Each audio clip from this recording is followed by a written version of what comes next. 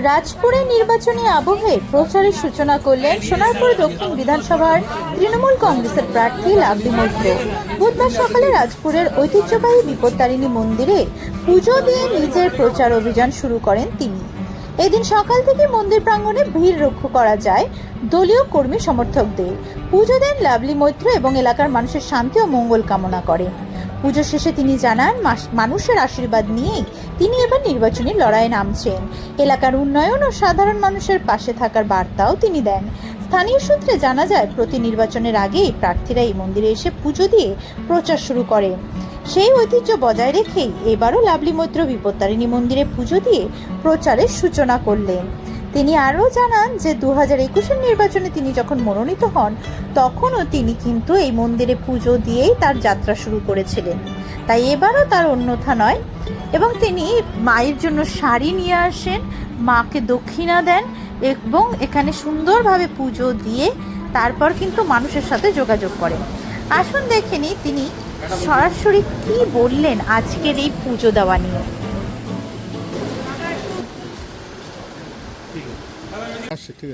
দিদি, প্রথমেই অভিনন্দন।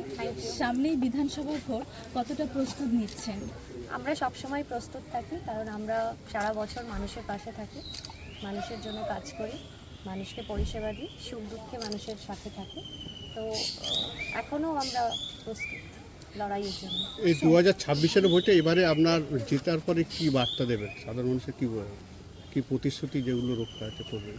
যে অসম্পূর্ণ কাজ যেগুলো আছে সেগুলো সম্পূর্ণ করব, আর আরও বেশি উন্নয়ন করে কি করে সোনারপুর দক্ষিণ বিধানসভাকে মডেল বিধানসভা করা যায় সেই চেষ্টা করব। দিদি, এইবারে প্রতিপক্ষ কাকে ভাবছেন? কারণ এখনো অবধি তো সেরমভাবে কেউ, আমরা কাউকেই প্রতিপক্ষ ভাবি না। আমরা উন্নয়নের সাথে আছি।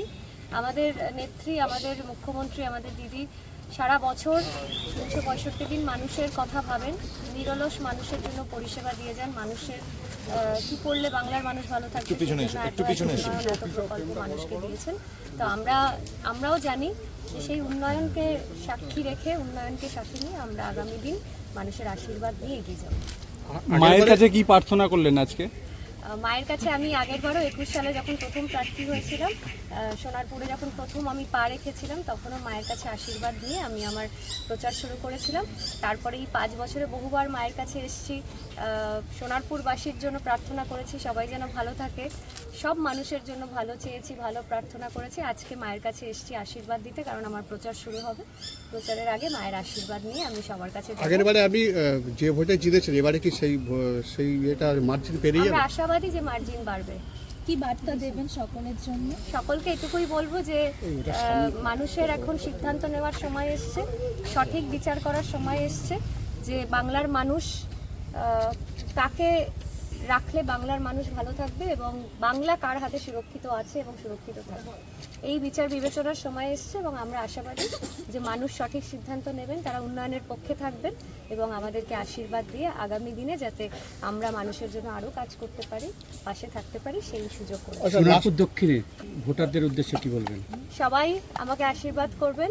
আমি আপনাদের ঘরের মেয়ে ছিলাম, আপনাদের ঘরের মেয়ে আপনাদের আশীর্বাদের অপেক্ষায় আছে। আর সোনারপুরবাসীর আশীর্বাদ নিয়ে আপনাদের ঘরের মেয়ে যেন আপনাদের ঘরেই থাকতে পারে আগামী দিন, সেটুকুই বলবো। সবাই আমায় আশীর্বাদ করবে।